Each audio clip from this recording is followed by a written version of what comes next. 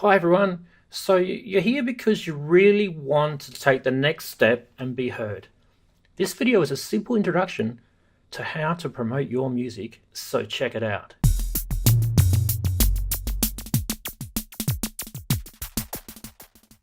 So you've made some music now. Now what? In this video, I'm going to discuss how to get that music online, use social media to get listens and grow your audience, why you should set up your own website, band page or blog, get your music offline, what does that mean? And finally, we're going to talk about the giver's gain principle. In order for you to get your music online, I recommend that you use these sites. They offer a free service for you to upload and share your music. SoundCloud is a great place for you to upload and share your music and grow your audience. As you can see here, here's my SoundCloud site. This is my basic portal page. I've got access to all the information, how many followers, how many are following me. I can look at my tracks, my latest tracks, how many plays, all the way down to some of the older tracks I've got, the more popular tracks. And I can go into each of these and I can look at the stats on these. I can look at where people are playing them from, all that sort of stuff. So SoundCloud is actually a really good place for you to manage your music. Bandcamp offers you a professional artist platform where you can upload high quality audio and run an online store where you can sell CDs and other merchandise. This is my Bandcamp site. This is where you can see my discography, my latest album, and also I can sell merchandise here. So I've got a CD that you can buy. You can also purchase and download individual tracks off the album, or you can purchase the whole album. Bandcamp is a really good platform for bands to use because it offers that service. YouTube offers a fantastic platform to showcase your music to a video, photos, or animations. Plus, you can monetize your channel and earn from advertising. So let's take a look at YouTube. This is my YouTube channel. And in here, you can see that I'm using a welcome video. And you can see also there's my latest uploads. I've created playlists and all that sort of stuff. When you're using YouTube, you should always create videos that are attractive to people who like to be on your part of your channel. So if you're just producing music, then keep your channel consistent. As you can see, YouTube is a great platform for you to showcase your own music, and at the same time, it gives you the ability to share amongst other social media outlets. So there are others, there's plenty out there, like for example Reverb Nation. But should you pay a subscription to these sites? I mean, even SoundCloud and Bandcamp have paid subscription elements, but their basic use is free. So they all offer free use, but then if you outgrow these free restrictions, you might require more features, more space, and you might need to subscribe to their more professional services. Except of course YouTube, which is always completely free to use. But you might be saying to me, well, I want to promote my music. Doesn't that mean I'm on iTunes? Doesn't that mean I'm on Spotify? Well, yeah, that's right. And that's called a commercial online distribution. And in order for you to publish your music to an online commercial store like iTunes, Spotify, Google Play, and others, you must first ensure that your music is ready. Have you fully mastered your track or album? Do you need services of final mastering engineer? Do you need to understand about sample rates, wave files, etc.? Make sure your music is top quality before you release it. There are online mastering services, or there's people that provide their mastering services through an online portal. So you could upload your mix and they could finish it off for you. Or if you know all about mixing and EQ and mastering, you could do it yourself. Check, double check, and check again before you submit. Because once you're up and you've submitted your music to a commercial distribution, that's it. The only option you've got after that is to take it back down again, and then you have to start again from scratch. So I suggest get it right the first time. Once you're ready, you need to find an online digital distributor. They need to suit your needs and your budget, and there's plenty out there. So let's take a look at a couple that I have used. DistroKid is the one I'm using at the moment. The benefit to DistroKid is there's one small annual fee, and that keeps all of my music that I've commercially released in the digital stores, and I can upload and submit as much as I like. Just so you know, there's a link in the description below of this video where I can get you a 7% discount on your DistroKid subscription. So if you're interested in DistroKid, please check it out. Reverb Nation is another place you can use for digital distribution, and it also doubles as a band page. This may be useful for you as a great one-stop shop for you to start with. I actually used to use Reverb Nation before I found DistroKid, and they're really, really cool. The only downside is some of their fees can be a bit pricey, so do check them out and check out their fees. And CD Baby is another great site that offers digital distribution.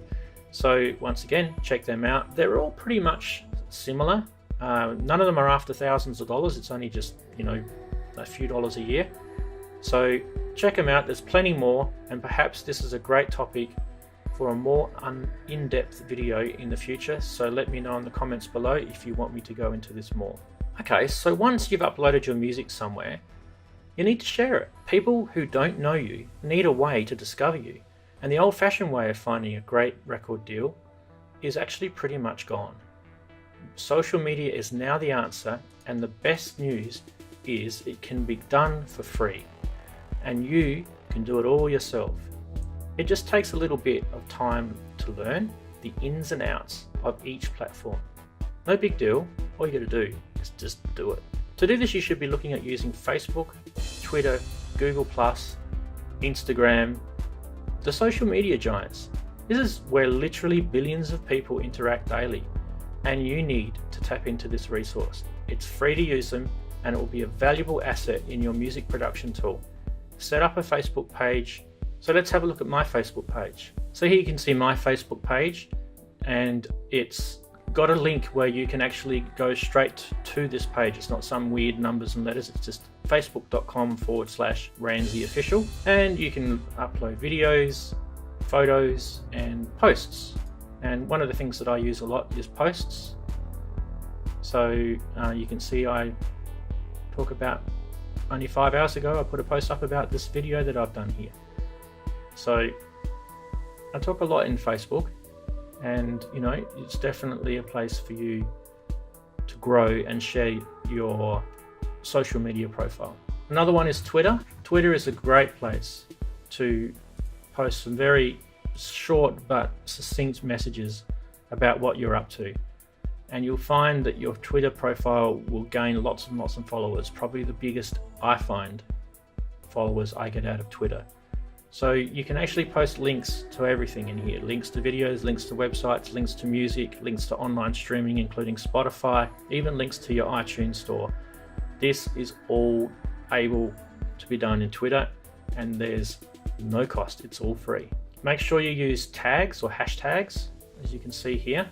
The hashtags help your posts or your Twitter tweets get out there to people who are interested in those particular hashtags. And as you can see, I use Twitter every day. You should also look at subscribing to websites, forums, and content hubs like Reddit, Gearsluts, Future Producer, and other sites that accept articles and content submission. Most of these are free. There are some that may charge you small fees for content, but try and steer away from those. Go with the free ones, especially when you're starting out. They're also busy, full of many people, and it's a great place to gain a reputation online. I reckon this area is another place where we could do more, an in-depth video. So let me know in the comments if you'd like more information about this specific part. So your own website, band page, or blog. Why do you need one? Well, you're in complete control over the content and the delivery of your information, resources, and multimedia. It is a place where you can grow a database of email contacts which are real fans. And it's also a place where you can promote from and schedule live performances and advise upcoming releases. You control how it looks and how it feels. You can control the design. Branding is important. You can also schedule events. So how much does it cost? Try and go with the free website blog services like Wix.com. They're easy to set up and configure. Use that until you feel like you've outgrown it. It will cost you money if you decide to host your own. You'll need to pay for services like website hosting, domain registration, secure digital certificates, web design, IT services. Or you might be like me and have all that knowledge and you can do it all yourself. But like I said, start off free because there's so many ones out there like Wix.com that are free. What does this mean? Get your music offline. Aren't we talking about getting it online? Well, actually, why is this so important to still have your music offline? What does that mean? Music offline means that you are performing, you're broadcasting your music in front of people directly. There's no intermediate digital media delivery platform. In other words, you're doing a live performance, you're doing a gig, you're playing at a pub, you're playing at a concert. The biggest and fastest way to grow your fan base is to perform. People who love your performances will become instant fans and start sharing their experiences with their network of friends. The more you perform live, the more opportunities will open up for you and the more people will recognize your music label. Do gigs and get regular gigs as well. When you perform, have someone help out by taking lots and lots of photos, take videos, and keep a journal of the event. Get your sound engineer to keep a recording of the live performance. Publish all this after the event to show your growing fan base what they've missed out on. Promote your upcoming events on your website or blog and social media sites. This reminds people you're active, you're out there, and they need to see you. And finally, we got to this term, giver's gain. So what does it mean? Giver's gain means that you have to give a little bit before you gain. In online music, that means streaming your music for free, offering free downloads to fans who in return like, share and follow. You're not losing anything, especially when you're trying to grow your fan base. You have to give before you can gain.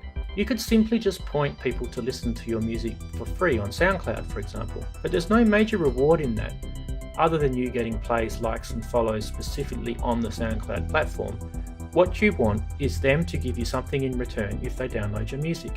So what I do is disable downloads on SoundCloud, and I put a link in the song description that says free download, click here, and points to a special download gate.